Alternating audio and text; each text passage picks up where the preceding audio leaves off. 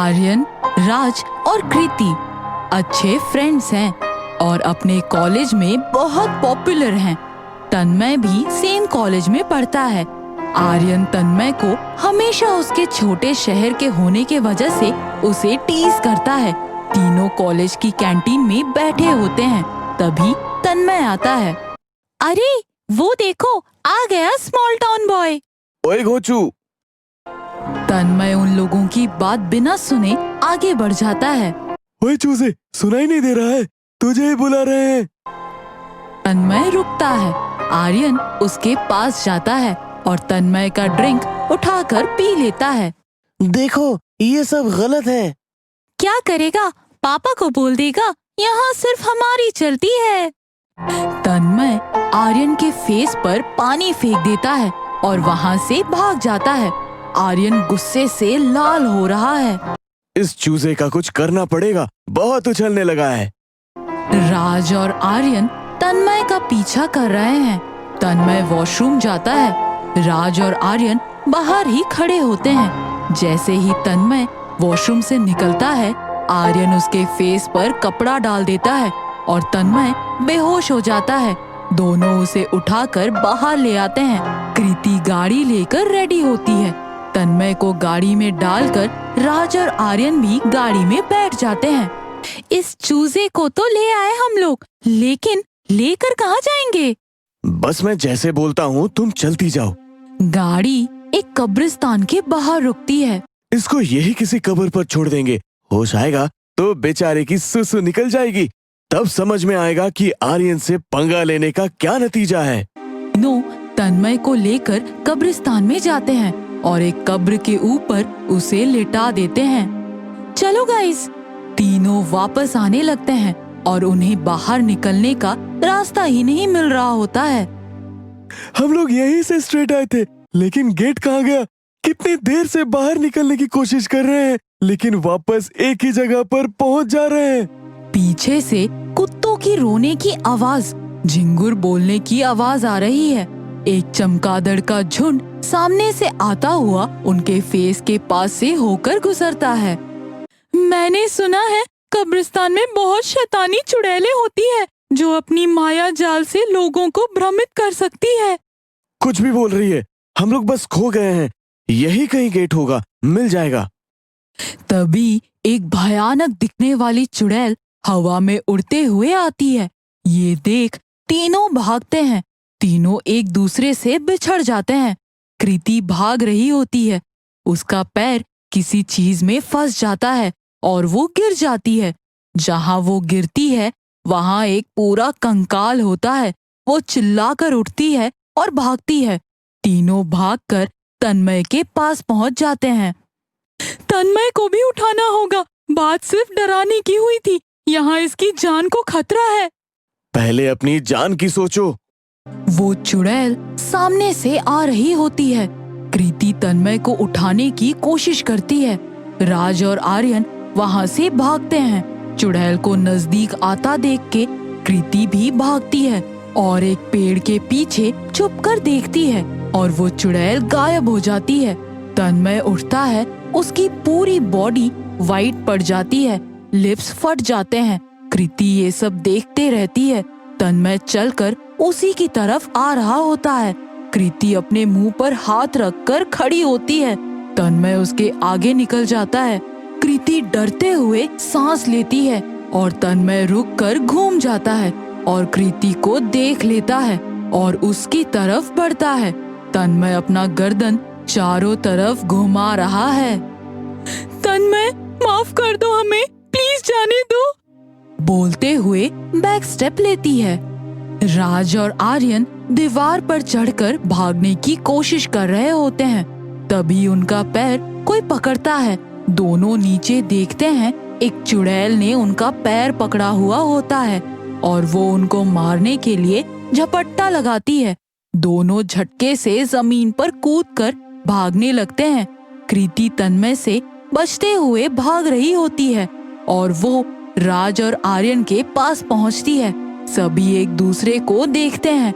वो लोग बीच में फंस जाते हैं। चारों तरफ से चुड़ैल उन लोगों को घेर लेती है।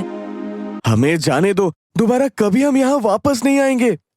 सारे भूत उन लोगों के करीब आ रहे होते हैं। अचानक से सब शांत हो जाता है। सारे कुत्तों का रोना बंद कर देता है। झिंगूर की आवाज भी बंद हो जाती है। वो चुड़ैल भी पीछे हटने लगते हैं। तन्मय वहीं बेहोश होकर गिर जाता है। सामने से एक आदमी आता है। उसके हाथ में एक स्टिक है जिसमें बहुत से धागे बंधे होते हैं। क्या कर रहे हो तुम लोग यहाँ? पता है ये जगह कितनी खतरनाक है? यहाँ जो आता है वो यहीं का होकर रह जाता है। हम लोग बहुत देर से यहाँ से निकलने का कोशिश कर रहे हैं, लेकिन हमें रास्ता नहीं मिल रहा है और हम गोल गोल घूम रहे हैं। प्लीज हमें यहाँ से बाहर निकालने में मदद कीजिए। मैं यहाँ का केयर टेकर हूँ। यहाँ रात को किसी को आने की इजाजत नहीं है। हम लोग यहाँ कभी वापस नहीं आएंगे। केयर टेकर तन्मय के पास बैठता है। उसके आंख पर हाथ रखता है और कुछ बोलता है। तन्मय को होश आ जाता है। सब मेरे इस डंडे को पकड़ लो और एक साथ चलो। केयर टेकर के डंडे को पकड़कर सब चलते हैं और कब्रिस्तान से बाहर निकल जाते हैं। सब गाड़ी में बैठते हैं और आगे बढ़ते हैं। आर्यन गाड़ी के मिरर में देखता है जो केयर टेकर कब्रिस्तान के गेट के पास खड़ा था वो देखते देखते गायब हो जाता है।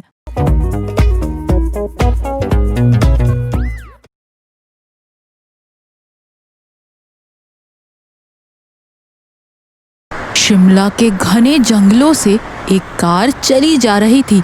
उस कार में राहुल और मीरा थे। राहुल जो एक बैंक में काम करता है, लेकिन उसका ट्रांसफर अब शिमला की ब्रांच में हो गया था। दोनों अब अपने नए घर की तरफ जा रहे हैं जो मॉल रोड की पहाड़ी पर है।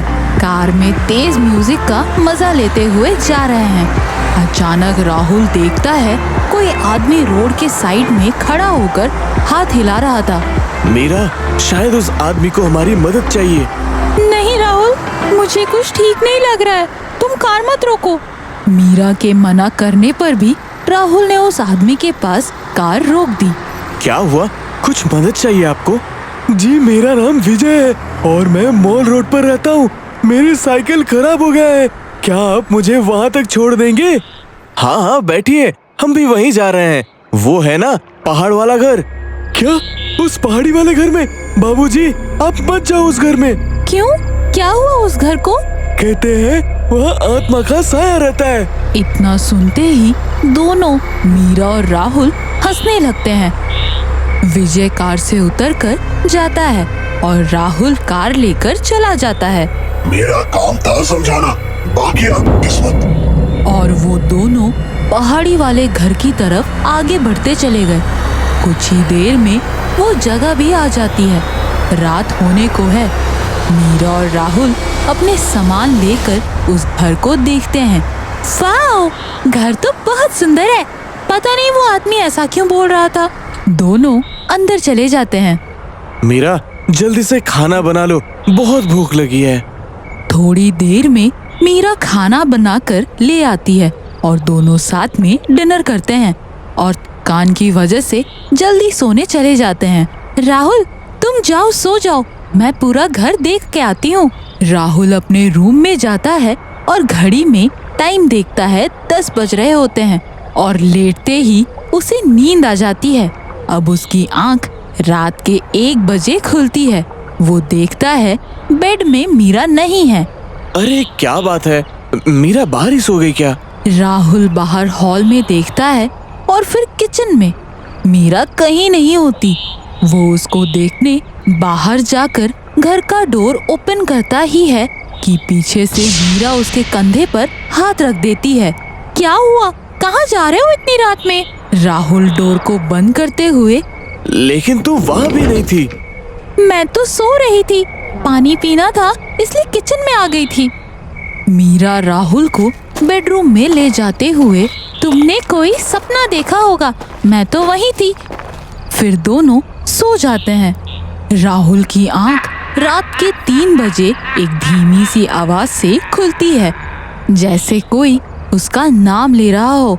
राहुल बेड से उठकर आसपास देखता है। कोई नहीं होता। फिर उसकी नजर खिड़की पर पड़ जाती है, जहाँ मीरा जैसे दिखने वाली लड़की खड़ी होती है, जिसके सर पर चोट लगी हुई होती है। वो दो मीरा को देखकर डर जाता है।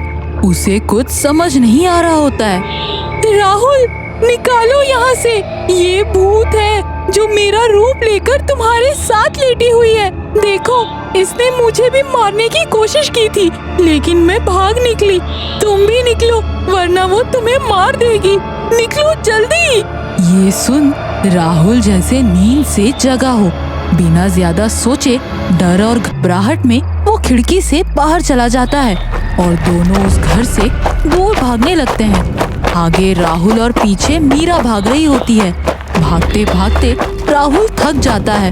वो रुककर लंबी लंबी सांसें लेने लगता है। मीरा, एक बात बताओ, तुम्हें कैसे पता वो लड़की नहीं है, कोई आत्मा है? इतना कहकर वो मीरा की तरफ मुड़ता है और अपने सामने एक डरावने भूत, ब्लिंगिंग फेस, पूरे फेस पर कट, बिखरे हुए बाल, टेढ़े मेढ़े हाथ, दांतों में खून, ये देखकर राहुल चौंक जाता है और बिना कुछ कहे सीधे अपने घर की तरफ बिना रुके भागता है और सीधा अपने रूम की उसी विंडो के बाहर आ जाता है जहाँ से वो भागा होता है।